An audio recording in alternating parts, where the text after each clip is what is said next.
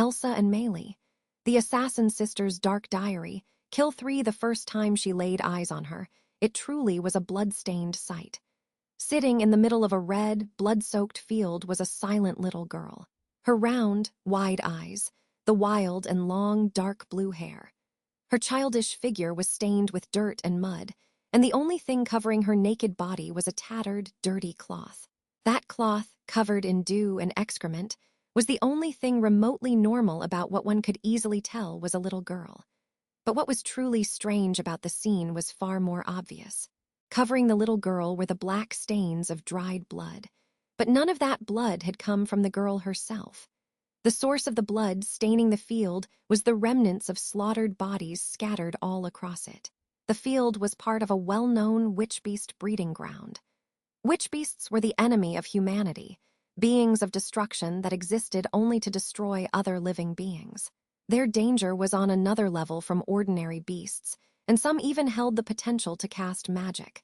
And unlike beasts, they could never be tamed, and it was impossible to cooperate with them. That's why witch-beasts were the enemy of humanity, and why this place, which a herd of witch-beasts had settled in, became a place in which humans could never again set foot. The entire area that the people had evacuated several years prior had become a den of witch-beasts. And in the forest, their numbers multiplied, and any weak soul that entered would be eliminated.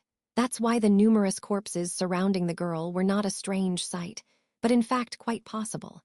What was strange, however, was that the corpses surrounding the girl were not of humans, but witch-beasts, and the one who had made them that way was the girl. This is a much greater welcome than I was expecting. I don't have any intention of harming you, though. The little girl turned away from the field of witch-beast corpses. In front of her was a tall, pale girl with her hair tied into a braid. She looked to be about 15 years of age, and her body was starting to form its feminine shape. And there was an immoral charm flowing from her that only an immature age could give. Those deep, black eyes would likely bewitch many boys. If it wasn't for the knife she was holding in her hands, that charm would most likely get her mistaken for a high-class prostitute by many men.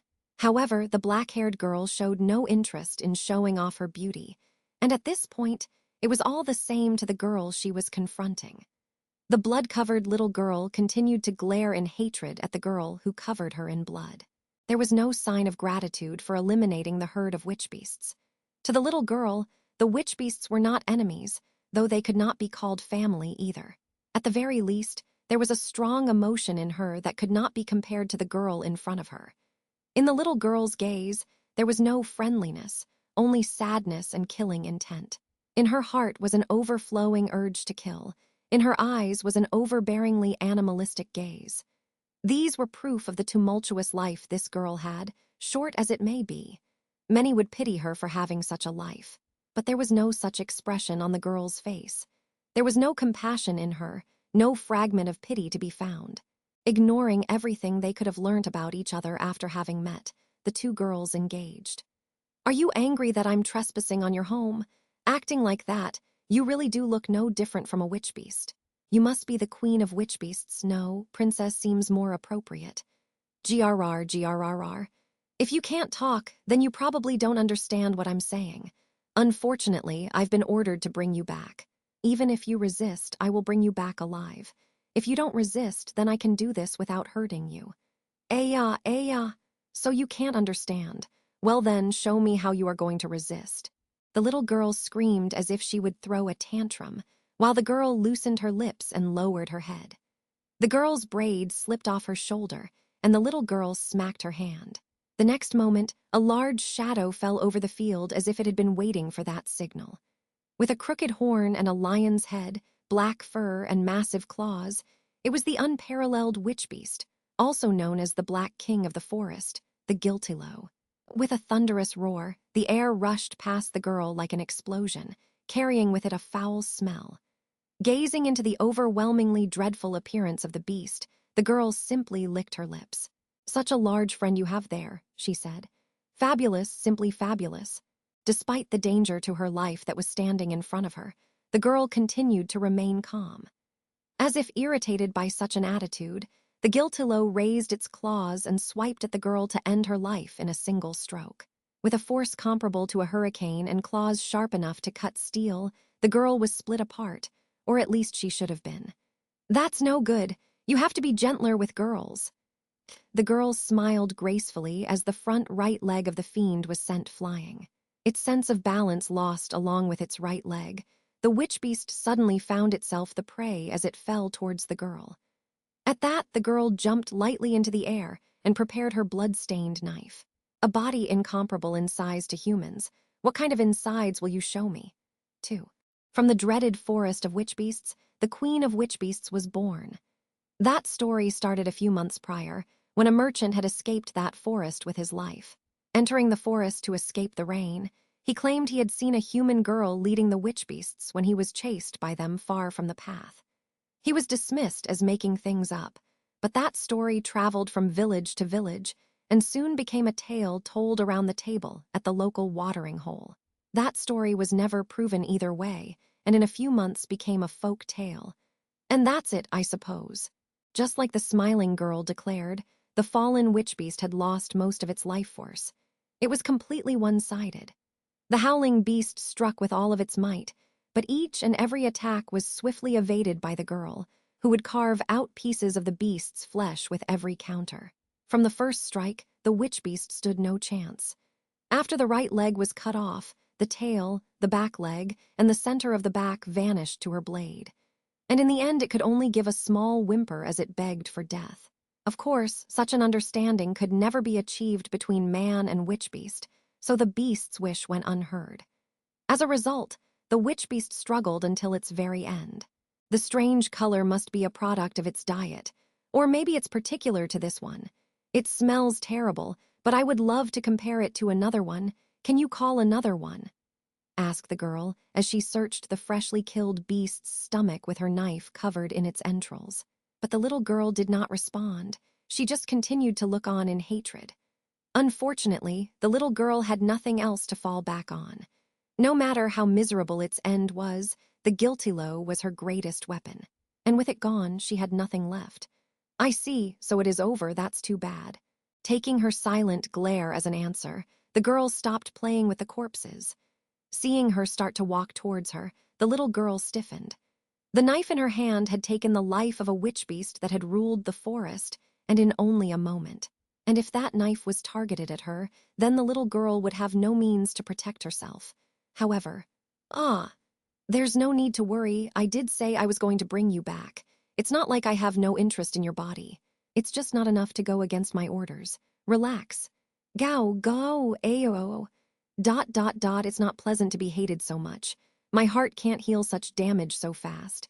As she lifted her up, the little girl struggled with all her might. But because she was suffering from malnutrition, there was little she could do against her captor.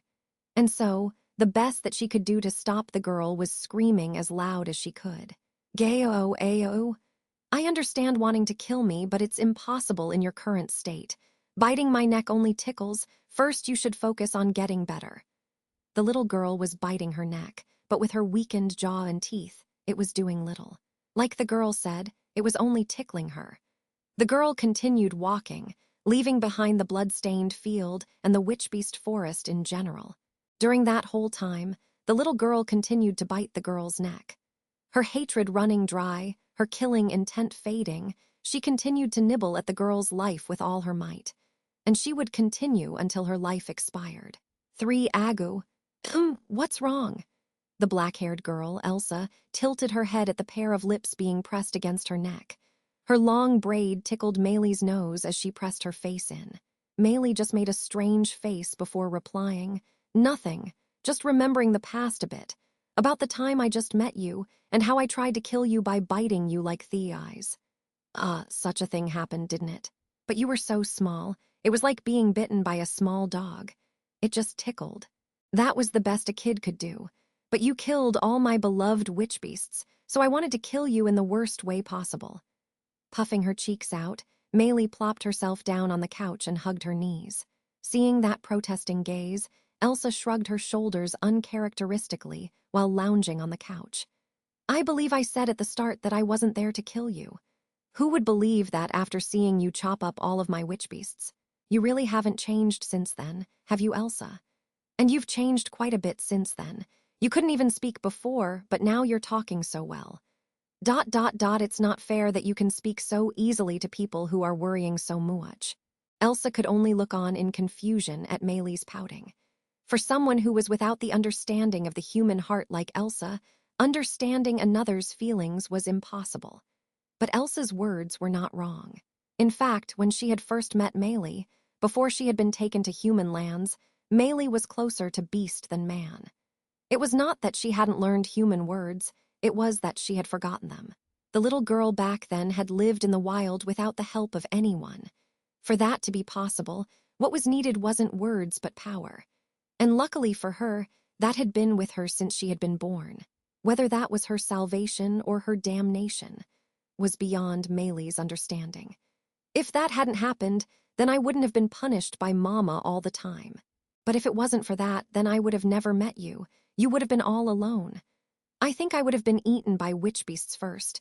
You really are an idiot, Elsa, giggled Meili. Oh, such a foul mouth. But that's a twisted way of looking at the past. Really? Then what other ways would you suggest? If I hadn't gone to retrieve you, then I would have never met you. That would be terribly lonely. You're like my sister now. That's why taking orders from others isn't always so bad. Meili's eyes went wide at hearing such an unexpected answer from Elsa. All she could do was look at her in bewilderment. Elsa in return could only look at her in confusion. "What's wrong?" she asked. "Our first meeting was crazy, and now you're saying things like this. You really are a strange person, Elsa." "I'm well aware I'm not normal, and it's because I'm not normal that we can be like this. You and I are birds of a feather, strange sisters together." "That's so stupid," Meili spit out as she turned her face away. Shrugging her shoulders at Meili's attitude, Elsa reached out and softly touched her blue braid. "You've gotten better at braiding. Your hair used to be all over the place before. That was the one thing you taught me well. Shouldn't you stop leaving it to me when we're together?" "What's wrong with that? You're better at it than me. Keep showing me your neck like that, and I might bite you to death." Meili puffed out her cheeks as she let Elsa play with her braid. "It's fine. You won't bite anymore, right? I just bit you. That was just a jest, not like it was back then. What about you? Do you ever want to open up my stomach?" Those words were meant to be revenge, but it was still a strange question. Elsa pondered for a little bit before replying. "Let's see, I still have some interest in your insides, but not enough to destroy what we have here. Don't worry." I see. Meili did her best to respond with little emotion and replied with only lazy responses. But she sat a little closer to Elsa on the couch and continued with the directionless conversation. From a distance, without the smell of blood that lingered on them, it looked like just a pair of sisters chatting peacefully. The end.